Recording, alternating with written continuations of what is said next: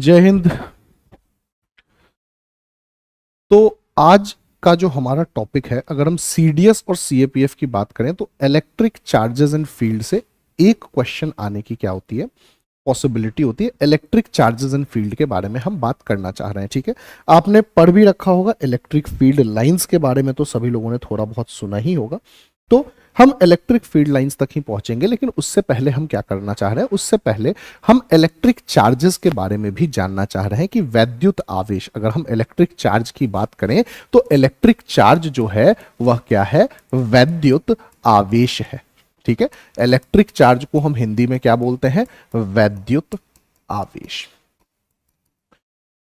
तो हमें यह देखना है कि भाई वैद्युत आवेश क्या है और उसके कारण जो है किसी वस्तु पे क्या प्रभाव पड़ता है, इलेक्ट्रिक चार्ज क्या है और इलेक्ट्रिक चार्ज होने के कारण बॉडी कैसी बिहेव करती है। ठीक है, तो सबसे पहला सवाल हमसे यही पूछा जाएगा कि भाई इलेक्ट्रिक चार्ज क्या है, कि sir what is an electric charge, वैद्युत आवेश क्या है। तो जैसे ही मैं स्टूडेंट से पूछता हूं कि आप बतलाइए कि इलेक्ट्रिक चार्ज क्या है, वैद्युत आवेश क्या है, तो वो जनरली जो एक आंसर आता है, जो शायद आपके दिमाग में भी अभी आया होगा कि सर वैद्युत चार्ज, इलेक्ट्रिक चार्ज तो प्रोटॉन और इलेक्ट्रॉन है। लेकिन प्रोटॉन और इलेक्ट्रॉन तो टाइप्स ऑफ इलेक्ट्रिक चार्ज है। भाई अगर आप इलेक्ट्रिक चार्ज की बात करें तो वो क्या है, वो टाइप्स ऑफ इलेक्ट्रिक चार्ज है। वैद्युत आवेश के क्या है, प्रकार है। ठीक है, वैद्युत आवेश तो नहीं है। तो इलेक्ट्रिक चार्ज क्या है, अगर आपसे कोई यह पूछे कि इलेक्ट्रिक चार्ज क्या है, तो इलेक्ट्रिक चार्ज क्या है यह समझाना क्या है, थोड़ा डिफिकल्ट है। ठीक है, जैसे आपसे कोई पूछे कि भूख क्या है, तो आप बोलेंगे कि सर भूख लगती है तो कुछ खाना खा लेते हैं। गुस्सा क्या है कि सर अपने मन के मुताबिक कोई काम ना हो तो शायद क्या हो जाता है, गुस्सा आ जाता है। लेकिन फिर भी कहीं ना कहीं हम भूख और गुस्से को डिफाइन नहीं कर पा रहे हैं। जानते हैं क्यों? क्योंकि भूख और गुस्सा जो है वो इंसान की क्या है, प्रॉपर्टी है, इंटरनल प्रॉपर्टी है, आंतरिक गुण है। और आंतरिक गुणों को बहुत ज्यादा लिटरल डेफिनेशन देना क्या होता है, पॉसिबल नहीं होता है। वैसे ही इलेक्ट्रिक चार्ज, वैद्युत आवेश जो है वह किसी बॉडी की, किसी वस्तु की, वह इंटरनल प्रॉपर्टी है, आंतरिक गुण है। ठीक है, अब जैसे कि हमने देखा कि सर भूख एक आंतरिक गुण है जिसके लगने से हम खाना खाते हैं, और गुस्सा एक आंतरिक गुण है जिसके होने से हम झगड़ा कर लेते हैं। भाई आप गुस्से में आते हैं तो क्या होता है, झगड़ा कर लेते हैं, किसी को कुछ बोल देते हैं, झगड़ा हो जाता है। वैसे ही सर अगर बॉडी के पास इलेक्ट्रिक चार्ज हो तो बॉडी क्या करेगा, तो बॉडी या तो सामने वाली बॉडी को अट्रैक्ट करेगा या तो सामने वाली बॉडी को रिपेल करेगा। ठीक है, मतलब जो भी अट्रैक्शन एंड रिपल्शन बॉडी कर पा रहा है उसमें बहुत मेजर रोल चार्ज का भी है। यदि एक वस्तु दूसरे वस्तु को आकर्षित एवं प्रतिकर्षित कर रहा है तो उसमें बहुत ज्यादा रोल जो है वह चार्ज का है। तो हमने सबसे पहले यह समझना चाहा कि सर इलेक्ट्रिक चार्ज क्या है, वैद्युत आवेश क्या है। तो हमने यह समझा कि सर वह एक प्रॉपर्टी है बॉडी की, और उस प्रॉपर्टी के होने के कारण वह बॉडी दूसरे बॉडी को अट्रैक्ट भी कर सकती है और रिपेल भी कर सकती है। वैद्युत आवेश क्या है, वैद्युत आवेश एक गुण है जिस गुण के कारण वस्तु दूसरे वस्तु को आकर्षित या प्रतिकर्षित भी कर सकती है। तो यह बात हमें समझ में आ गई कि सर यह क्या है, internal property, internal property due to which body attracts और रिपेल्स। ठीक है, आंतरिक गुण, आंतरिक गुण जिसके कारण वस्तु दूसरे वस्तुओं को आकर्षित या प्रतिकर्षित करती हो।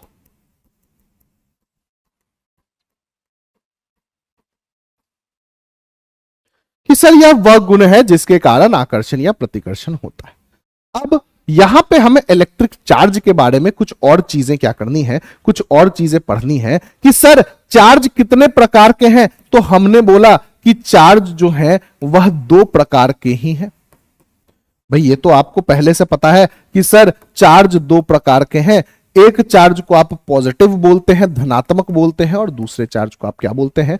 नेगेटिव बोलते हैं, ऋणात्मक बोलते हैं। कि सर चार्ज दो प्रकार के हैं, एक पॉजिटिव चार्ज है, दूसरा नेगेटिव चार्ज है, एक धनात्मक है और दूसरा क्या है? ऋणात्मक है। ठीक। अब ये दो अलग अलग प्रकार के चार्ज हैं, इनके कारण क्या होगा?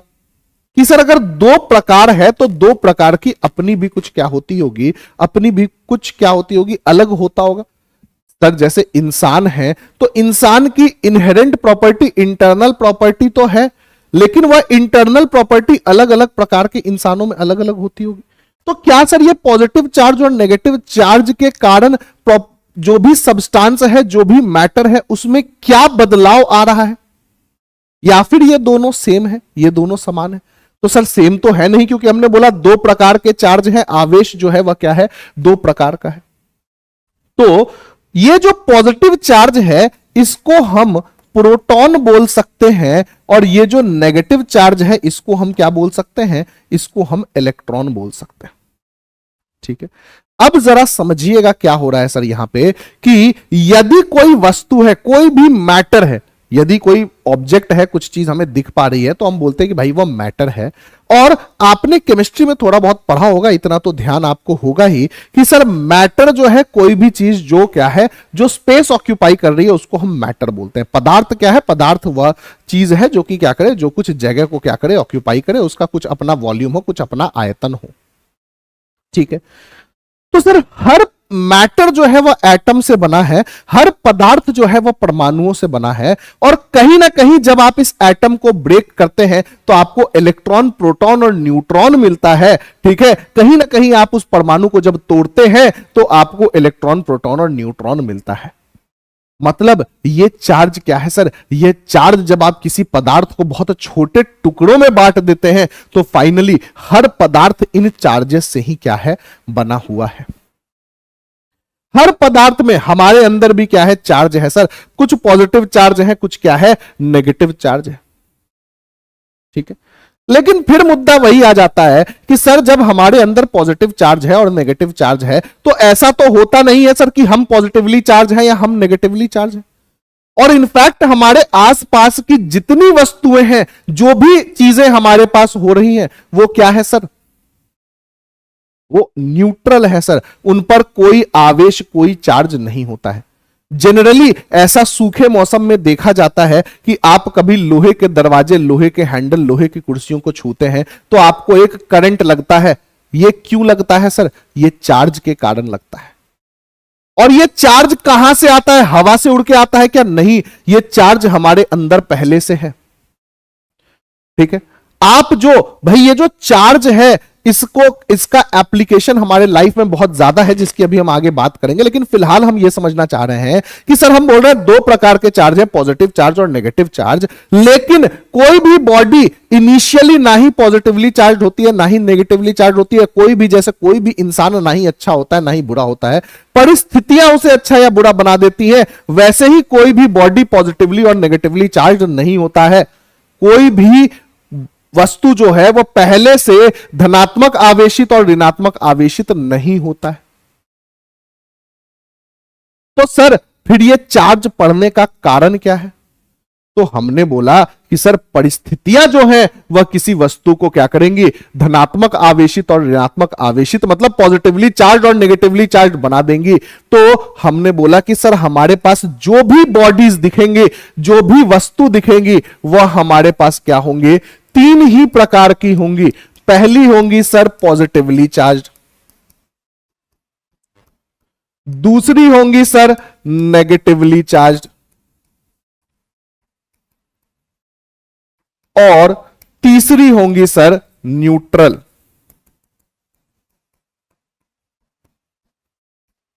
ठीक है। पहला है आपका क्या? धनात्मक आवेशित।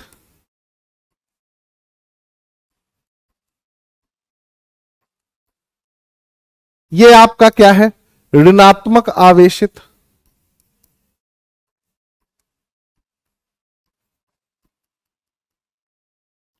और तीसरा आपका क्या है, न्यूट्रल है। सर यहां पे जो प्रोटॉन की संख्या होगी वह इलेक्ट्रॉन के संख्या से क्या होगी, अधिक होगी। यहां पर जो इलेक्ट्रॉन की संख्या होगी वह प्रोटॉन की संख्या से क्या होगी, अधिक होगी। और यहां न्यूट्रल बॉडी में प्रोटॉन और इलेक्ट्रॉन की संख्या क्या होगी, समान होगी।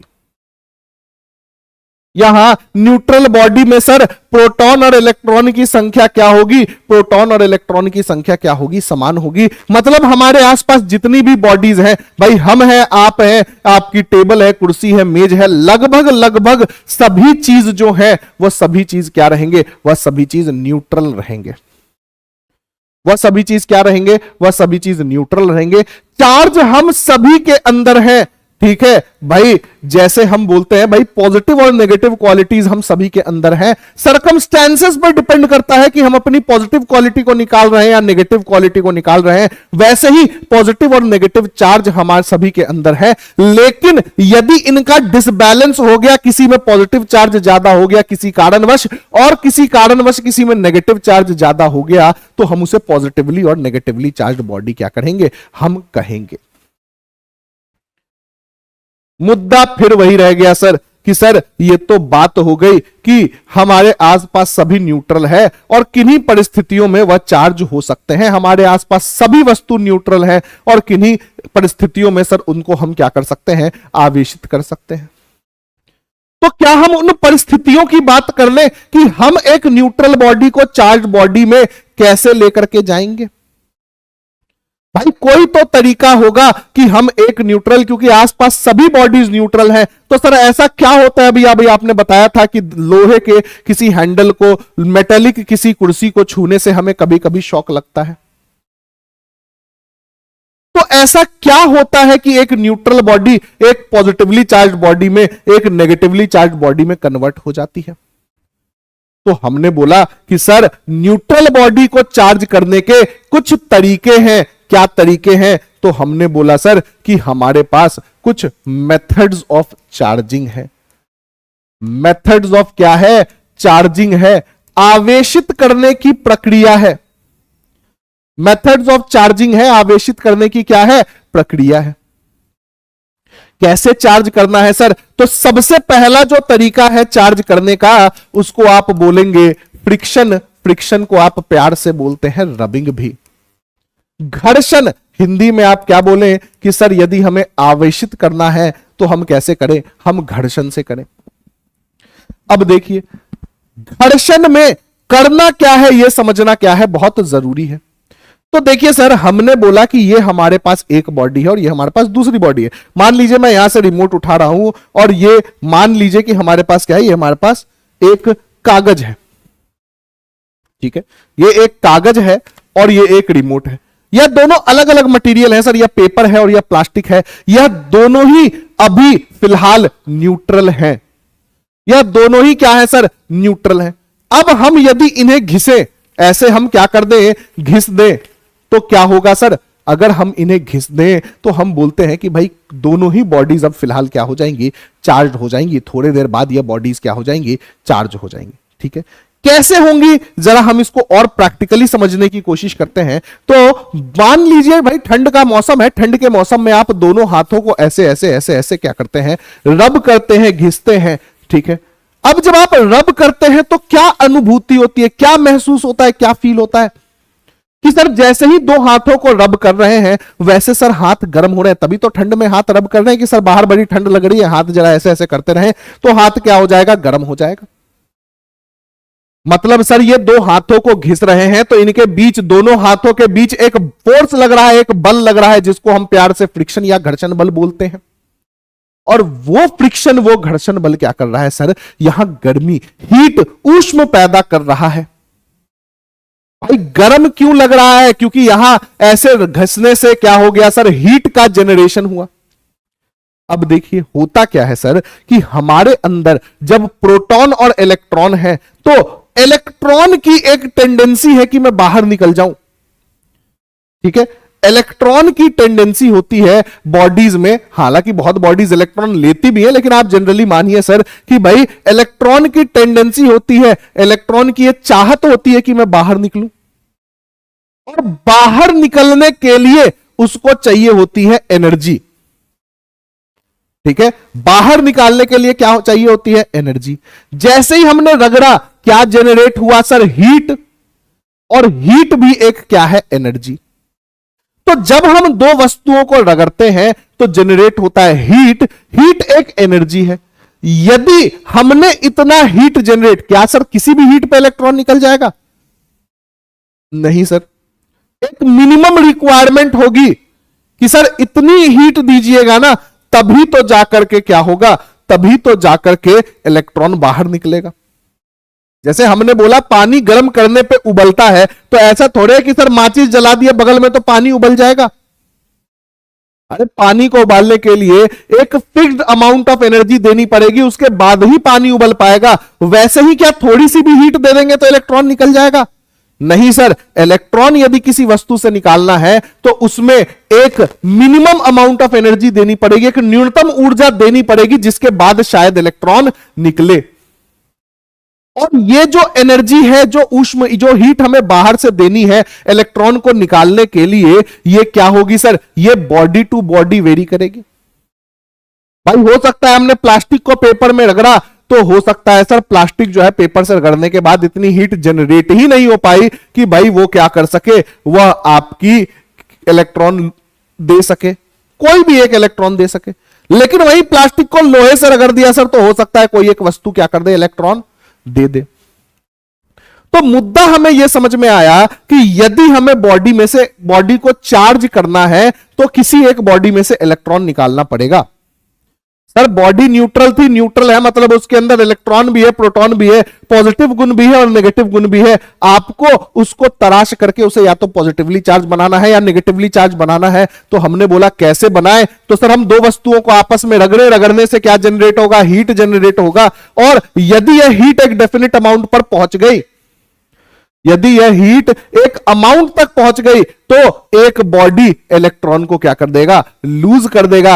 एक बॉडी से इलेक्ट्रॉन निकल जाएगा। वो इलेक्ट्रॉन निकल करके हवा में नहीं रहेगा सर, वो दूसरे बॉडी के पास चला जाएगा, दूसरा बॉडी उस इलेक्ट्रॉन को ले लेगा। तो जिस बॉडी ने इलेक्ट्रॉन लूज किया उसमें इलेक्ट्रॉन की संख्या कम हो गई, तो वह पॉजिटिवली चार्ज हो गया। और जिस बॉडी ने इलेक्ट्रॉन गेन किया उसमें इलेक्ट्रॉन की संख्या अधिक हो गई, तो वह नेगेटिवली चार्ज हो गया। मतलब फ्रिक्शन में क्या करना है सर? तो रब टू बॉडीज, रब टू बॉडीज, दो वस्तुओं को क्या करना है? दो वस्तुओं को रगड़ना है। फिर क्या होगा सर? रगड़ने से sir heat energy is generated, heat energy is generated. ऊष्म ऊर्जा, ऊष्म ऊर्जा क्या होगा? जनरेट होगा। हालांकि ये कहना गलत है कि हीट एनर्जी इज जनरेटेड, क्योंकि energy can neither be created not be destroyed. लेकिन फिर भी आप मान के चलिए भाई एनर्जी इज, हीट एनर्जी जो है कहीं से आ गया। ठीक है, किन कारणों से आया? अभी फ्रिक्शन के कारण आया, बहुत ज्यादा हम उसके डेप्थ में नहीं जाना चाह रहे हैं। Heat energy is generated. और उसके बाद क्या हुआ? Due to this energy one of the body loses electron, one of the body loses electron and other gains the electron, gains the same electron। इस ऊर्जा के कारण, इस ऊर्जा के कारण क्या होगा सर? इस ऊर्जा के कारण एक वस्तु इलेक्ट्रॉन रिलीज करेगा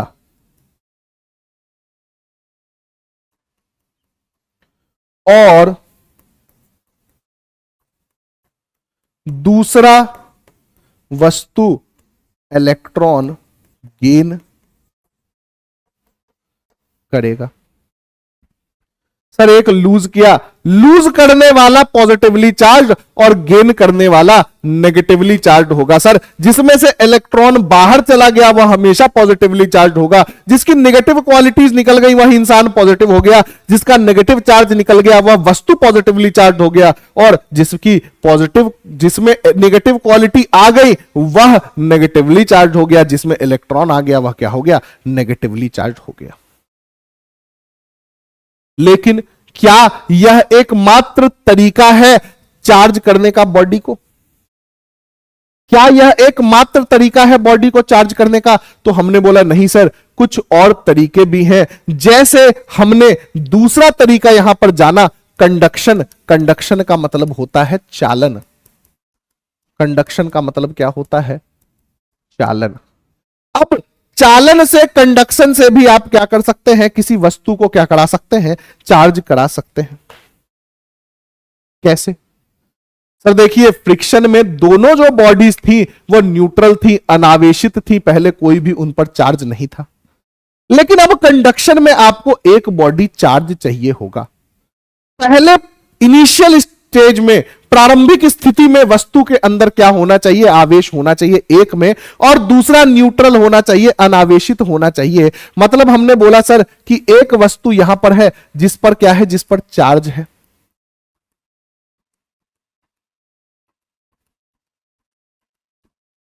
और एक वस्तु यहां पर सर इसमें सटा करके ही रख दिया सर, यह न्यूट्रल है, इस पर कोई चार्ज नहीं। अब जरा देखिए, यदि यह वस्तु पॉजिटिवली चार्ज है, मतलब इसमें इलेक्ट्रॉन की क्या है, इलेक्ट्रॉन की कमी है सर। सर पॉजिटिव चार्ज का मतलब है इलेक्ट्रॉन खो चुका है, मतलब इलेक्ट्रॉन की कमी है। पॉजिटिव चार्ज का मतलब है प्रोटॉन ज्यादा है। और यह वस्तु न्यूट्रल है, मतलब इसमें इलेक्ट्रॉन और प्रोटॉन अभी समान है। फिलहाल इलेक्ट्रॉन बराबर क्या है, प्रोटॉन है, तभी तो यह वस्तु न्यूट्रल है सर। अब क्या होगा सर, यहां इलेक्ट्रॉन की कमी है तो हम बोलते हैं electron density is less, electron घनत्व कम है। अरे सर, एक घर है वहां 4 लोग रहते हैं, और एक घर है जहां 8 लोग रहते हैं। जहां 4 लोग रहते हैं वहां लोगों का घनत्व कम है। यह एक वस्तु है जिसमें 10 इलेक्ट्रॉन है, यह एक वस्तु है जिसमें 20 इलेक्ट्रॉन है। अरे सर, 10 इलेक्ट्रॉन वाले में इलेक्ट्रॉन का घनत्व कम होगा। आ रही है बात समझ में? अब क्या होता है सर, इलेक्ट्रॉन हायर, मतलब यहां इलेक्ट्रॉन डेंसिटी लेस है, तो यहां इलेक्ट्रॉन डेंसिटी क्या है, इज मोर। इलेक्ट्रॉन का घनत्व क्या है, अधिक है। भाई यहां पे कंफ्यूजन हो सकता है। क्या कंफ्यूजन, कि सर यहां इलेक्ट्रॉन डेंसिटी कम क्यों है? क्योंकि सर यहां के कुछ इलेक्ट्रॉन भाग चुके। कहां भागे, बगल वाले के पास नहीं है, कहीं भाग चुके, तो इलेक्ट्रॉन डेंसिटी क्या है, कम है। अब जहां इलेक्ट्रॉन का घनत्व ज्यादा होगा वहां से लोग क्या करेंगे, वहां से इलेक्ट्रॉन जो है वो कम घनत्व वाले जगह जाना चाहेगा। जहां इलेक्ट्रॉन डेंसिटी अधिक होगी वहां से इलेक्ट्रॉन लोअर डेंसिटी पे, higher density to lower density, हमेशा फ्लो ऐसे ही होता है, हायर से लोअर। तो यहां से सर इलेक्ट्रॉन इधर की तरफ क्या होगा, भागेगा। यहां से इलेक्ट्रॉन क्या होगा, इधर की तरफ भागेगा। और यदि इस न्यूट्रल बॉडी में से एक भी इलेक्ट्रॉन निकल गया तो यह अब पॉजिटिवली चार्ज हुआ, और चूंकि यहां से इलेक्ट्रॉन निकल चुका है तो यह भी क्या हो गया, यह भी पॉजिटिवली चार्ज हो गया। ध्यान दीजिएगा सर, घर्षण में एक पॉजिटिव चार्ज और दूसरा नेगेटिव चार्ज हो रहा था, यहां पर इससे इलेक्ट्रॉन निकला तो यह भी पॉजिटिव चार्ज और यह भी पॉजिटिव चार्ज हो रहा था। आ रही है बात समझ में? ठीक है।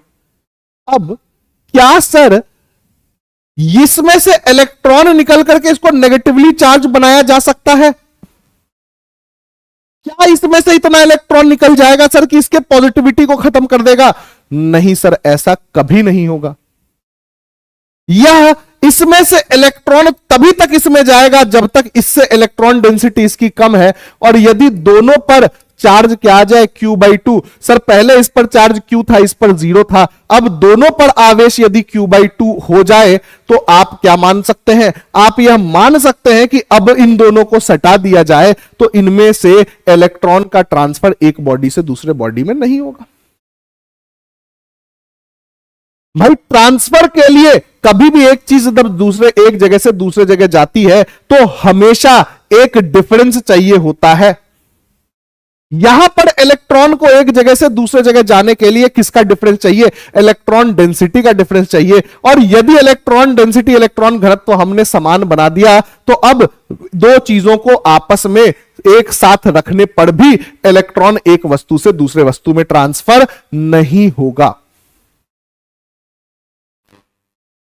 ये बातें थोड़ी बहुत सर समझ में आ रही है कि सर चार्ज करना है, पहले तो रगड़ दीजिए, एनर्जी आएगी, एनर्जी के कारण एक बॉडी इलेक्ट्रॉन लूज कर देगा, दूसरा गेन कर देगा। दूसरा तरीका है सर, एक चार्ज बॉडी के बगल में दूसरे चार्ज बॉडी को, बगल में नहीं सटा करके दूसरे चार्ज बॉडी को रख दीजिए, सर इससे जो चार्ज है वह दूसरे में क्या हो जाएगा, चला जाएगा। हमेशा इलेक्ट्रॉन ही फ्लो करता है। अब आप बोले कि सर यदि हम पहले बॉडी को नेगेटिव चार्ज ले लें और दूसरे बॉडी को न्यूट्रल ले तब क्या होगा, सर तब इलेक्ट्रॉन इधर से इधर जाएगा और फाइनली दोनों जगह क्या मिलेंगे, दोनों जगह नेगेटिव चार्ज ही मिलेंगे। तो ये जो तरीका है यह कौन सा तरीका है, यह कंडक्शन का तरीका है, यह चालन का तरीका है। इसके अलावा भी कोई प्रक्रिया है सर? इसके अलावा एक और तरीका है जिसको कि हम इंडक्शन, प्रेरण बोलते हैं। इंडक्शन या प्रेरण से आप क्या कर सकते हैं, आप दो बॉडीज को चार्ज कर सकते हैं। दो बॉडीज को क्या कर सकते हैं सर, चार्ज कर सकते हैं। तो जो हमारा तीसरा तरीका है वह तीसरा तरीका है सर इंडक्शन। इंडक्शन में क्या है, प्रेरण करना है सर। और प्रेरण कैसे होगा सर, इंडक्शन कैसे होगा, तो दो वस्तुओं को एक दूसरे के नजदीक करें, या संगति का असर है। भाई आप अपने दोस्त के समीप रहते हैं, नजदीक रहते हैं, तो सर उसके जो गुण और अवगुण होते हैं वह आप में आ जाते हैं। वैसे ही इंडक्शन जो है, प्रेरण जो है, उसमें एक चार्ज ऑब्जेक्ट लीजिए सर और इसके बगल में बैठा दीजिए एक न्यूट्रल ऑब्जेक्ट। अब सर जो लाइक चार्जेस होते हैं, जो समान आवेश होते हैं, वह एक दूसरे को प्रतिकर्षित करते हैं। बोलते ना एक मयान में दो तलवार नहीं रह सकती है, दो तलवारें जितनी दूर रहे उतनी अच्छी है। भाई दो आदमियों को तलवार पकड़ा दीजिए, बगल वाली कुर्सी में बैठा दीजिए, दोनों एक दूसरे को मारेंगे। तो थोड़ा दूर रखिए सर, एक को इस कुर्सी पे, एक को आखिरी कुर्सी पे बैठाइए। तो इसमें जो पॉजिटिव चार्ज, इसमें पॉजिटिव चार्ज ज्यादा है सर, इसमें पॉजिटिव चार्ज क्या है, ज्यादा है, तो ये सारे पॉजिटिव चार्ज को धक्का देकर के इधर भेज देगा और ये नेगेटिव चार्ज को अपने पास बुला लेगा। क्यों सर, क्योंकि लाइक चार्जेस रिपेल सर समान आवेश प्रतिकर्षण करते हैं, और अनलाइक चार्जेस अट्रैक्ट असमान आवेश जो है वह क्या करते हैं सर, वह आकर्षण करते हैं। मुद्दा समझ में आ रहा है सर कि जैसे ही नजदीक गए इसने सारे पॉजिटिव वालों को भगा दिया और नेगेटिव वालों को क्या कर लिया, बुला लिया। अब अगर हम यहां से देखिए सर, समझिएगा जरा, ये पॉजिटिव चार्ज है, ये तो चाहेगा नहीं इस पर पॉजिटिव चार्ज है नजदीक। भाई पड़ोसी से हमेशा आदमी क्या करता है, जलता है। भाई पड़ोसी से आदमी क्या करता है, जलता है। चाहेगा हमारे पड़ोसी पे पॉजिटिव चार्ज ना आए, तो अब हम इसको क्या कर देंगे, अर्थिंग, एक तार लेंगे और पृथ्वी में जोड़ देंगे। पृथ्वी जो है वह क्या है, आवेश का बहुत बड़ा सोर्स है सर। उसमें कितना भी पॉजिटिव चार्ज, कितना भी नेगेटिव चार्ज ले लीजिए वह पॉजिटिवली चार्ज नहीं होगा, कितना भी नेगेटिव चार्ज डाल दीजिए वह नेगेटिवली चार्ज नहीं होगा। तो सर अब यह पृथ्वी से इलेक्ट्रॉन को क्या कर लेगा, खींच लेगा, क्योंकि सारे पॉजिटिव इधर थे, तो यह पृथ्वी से इलेक्ट्रॉन को क्या करेगा, खींचेगा। और यदि यह पृथ्वी से इलेक्ट्रॉन को खींचेगा सर, तो यह पहले पॉजिटिवली चार्ज यह बॉडी था और इसने अपने बगल वाले को क्या कर दिया, एक गलत संगत का असर हो गया सर, पॉजिटिव वाला नेगेटिव बना दे रहा है, एकदम दुष्ट प्रजाति है ये। ठीक है, आ रही है बात समझ में? तो सर यहां पे क्या हुआ, दो वस्तुओं को जब हमने एक साथ रखा, दो बॉडीज को हमने जब एक साथ रखा, तो एक साथ मतलब सटा करके नहीं रखा है सर, थोड़ी दूरी पर रखी है, आसपास रखा है, तो वहां पर क्या हो रहा है सर, सबसे पहले चार्ज सेपरेशन हो रहा है सर, चार्ज सेपरेशन हो रहा है, और चार्ज सेपरेशन होने के कारण क्या हो जा रहा है, पॉजिटिव अलग और नेगेटिव अलग, और फिर हमें अर्थिंग करनी पड़ रही है सर। अर्थिंग से क्या हो जा रहा है, अर्थिंग से आवेश जो है वह इधर उधर हो जा रहा है। तो तीन तरीके हैं सर, एक फ्रिक्शन, दूसरा कंडक्शन और तीसरा इंडक्शन। ध्यान बस यही रखना है सर कि फ्रिक्शन में हम दो वस्तुओं को आपस में रगड़ते हैं, कंडक्शन में एक दूसरे से सटा करके रखते हैं, और इंडक्शन में एक दूसरे के नजदीक रखते हैं। फ्रिक्शन में दोनों पर, एक पर पॉजिटिव तो दूसरे पर नेगेटिव, कंडक्शन में दोनों पर सेम चार्ज, एक पर पॉजिटिव तो दूसरे पर भी पॉजिटिव, और इंडक्शन में फिर से एक पर पॉजिटिव तो दूसरे पर नेगेटिव आवेश आता है। तो सर जो न्यूट्रल वस्तु था, जो अनावेशित वस्तु था, उसको हमने तीन प्रकार से, फ्रिक्शन से, कंडक्शन से और इंडक्शन से क्या कर दिया, चार्ज कर दिया। अब इस चार्ज बॉडी का क्या करें, यदि हमने बॉडी को चार्ज कर लिया तो अब इस चार्ज बॉडी का क्या करें? अरे कुछ तो करेंगे, घर में ला करके टांगना थोड़ी है इसको, शोपीस थोड़ी बनानी है। तो अब इस चार्ज बॉडी से हमें क्या करना है, बहुत सारी चीजें करनी है, ठीक है। तो अब हम देखते हैं कि यदि यह जो चार्ज है, यह चार्ज क्या क्या कर सकता है, यह चार्ज क्या कर सकता है, क्या क्या कर सकता है। तो हमने बोला कि सर जब कोई चार्ज बॉडी रेस्ट पर रहे, दो ही चीज हो सकती है सर, चार्ज बॉडी या तो क्या चला जाएगा, रेस्ट पर चला जाएगा, और चार्ज बॉडी या तो कहां चला जाएगा, मोशन में चला जाएगा। रेस्ट पर मतलब सर जो आवेशित वस्तु है या आवेश है वो विराम अवस्था में हो, और जो आवेशित वस्तु है वह गतिमान अवस्था में हो।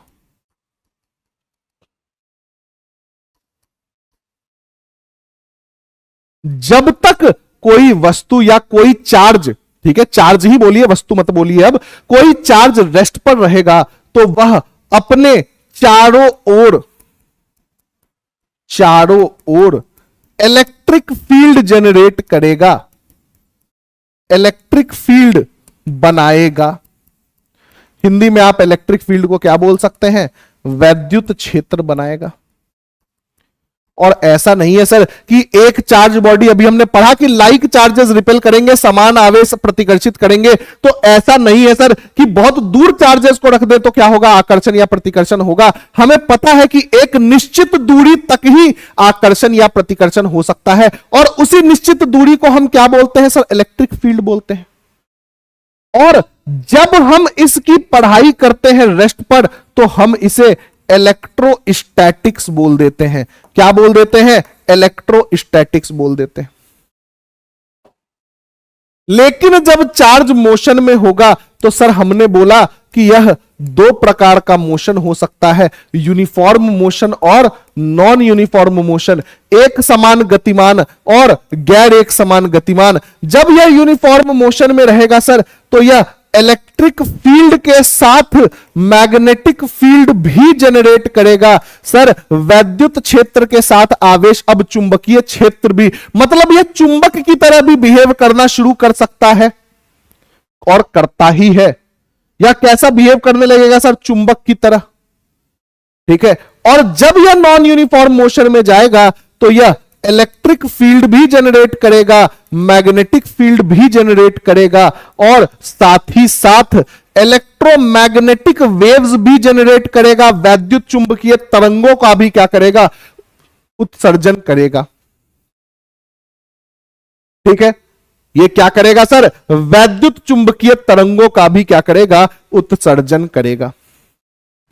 तो आप देख रहे हैं कि अब हमने जिस बॉडी को चार्ज कराया था उस बॉडी से हम क्या क्या कर सकते हैं सर, उस बॉडी से हम वैद्युत क्षेत्र उत्पन्न कर सकते हैं, और दूसरे चार्ज बॉडी को या तो अट्रैक्ट कर सकते हैं या रिपेल कर सकते हैं।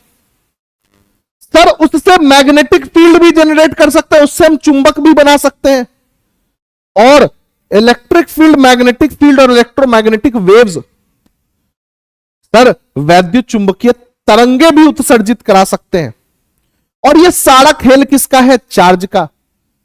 सर लाइट भी तो एक प्रकार की इलेक्ट्रोमैग्नेटिक वेव है, प्रकाश भी तो एक प्रकार का वैद्युत चुंबकीय तरंग है, तो कहीं ना कहीं उसमें चार्ज का खेल है। अब हमारे लाइफ में सर बहुत जगह ये चार्ज को प्रैक्टिकली हम एक्सपीरियंस करते हैं। हमने पहले ही देख लिया सर कि कभी कभी ऐसा होता है कि आप मेटल के हैंडल डोर्स पकड़ते हैं, मेटल की कुर्सियां पकड़ते हैं, आपको एक शॉक लगता है।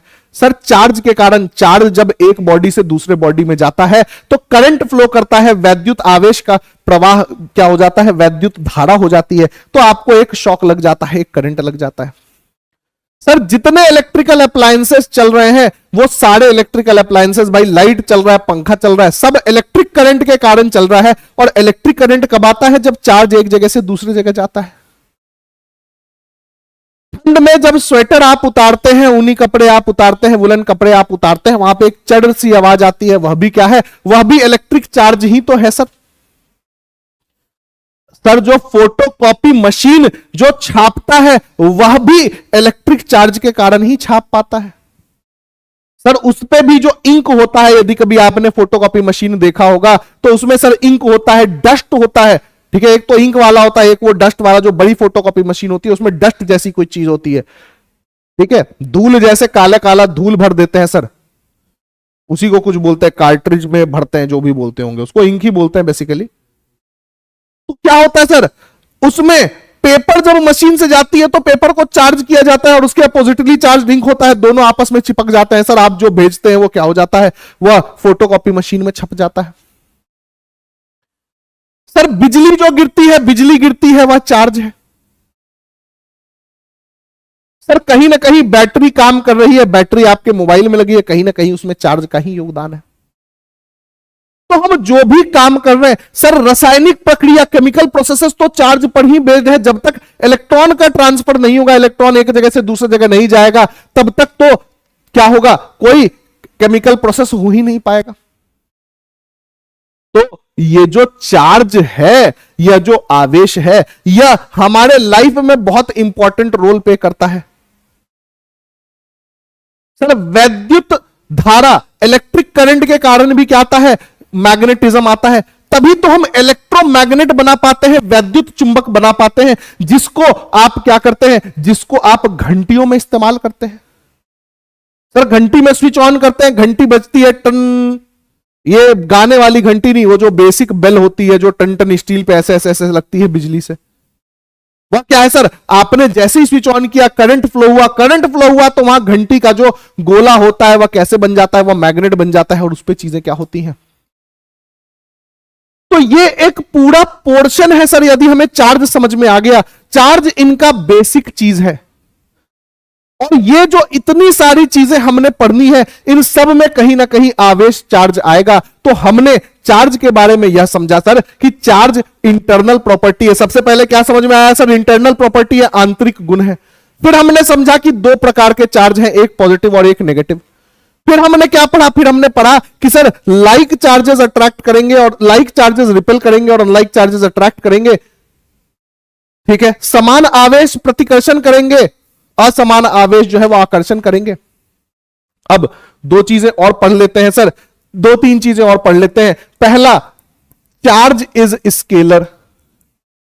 चार्ज अदिश राशि है सर, इसमें दिशा का कोई मतलब नहीं है। चार्ज क्या है? अदिश राशि है, दिशा का कोई मतलब नहीं है। और बताएं, चार्ज एसआई यूनिट क्या है? कूलंब। एसआई यूनिट क्या है भाई? कूलंब। एसआई मात्रक इसका क्या है? कूलंब, ठीक है। Charge is conserved. चार्ज क्या है? कंजर्व्ड है। आवेश जो है वह क्या है? संरक्षित है। मतलब ना ही बनाया जा सकता है ना ही मिटाया जा सकता है, सिर्फ एक वस्तु से दूसरे वस्तु में क्या हो सकता है? जा सकता है। Charge can neither be created nor be destroyed. यही क्या है? कंजर्वेशन है, ठीक है। और एक और चीज है sir, charge is quantized. Charge is quantized. अब ये क्वांटाइज्ड का मतलब जरा समझे सर, कि सबसे छोटा चार्ज 1.6 गुने 10 के पावर -19 कूलम्ब है। सर जैसे रुपया है तो आज के दिन में 1.5 रुपया आप फिजिकली किसी को नहीं दे सकते हैं। क्यों? क्योंकि 50 पैसा एग्जिस्ट नहीं करता है। रुपये की सबसे छोटी इकाई 1 रुपया है। वैसे भाई आपको 1000 रुपए देना है तो आप सबसे छोटे एक के 1000 सिक्के दे सकते हैं, क्योंकि उससे कम का सिक्का हमारे पास है नहीं। वैसे ही यदि आपको चार्ज देना है तो आप इसी को बार बार जोड़ करके दे सकते हैं। तो किसी पर वस्तु पर जो चार्ज होता है वह इस 1.6 गुने 10 के पावर -19 कूलम्ब का ही क्या होता है, मल्टीपल होता है। और इसी को हम क्वांटाइजेशन ऑफ चार्ज बोलते हैं। तो ये कुछ बेसिक प्रॉपर्टीज थी जो हमने चार्ज के बारे में पढ़ा। अब आगे हमें पढ़ना है कि चार्ज के कारण जो इलेक्ट्रिक फील्ड जनरेट होता है, जो वैद्युत क्षेत्र जनरेट होता है, वह क्या होता है, वैद्युत क्षेत्र से हम क्या चीजें कर सकते हैं।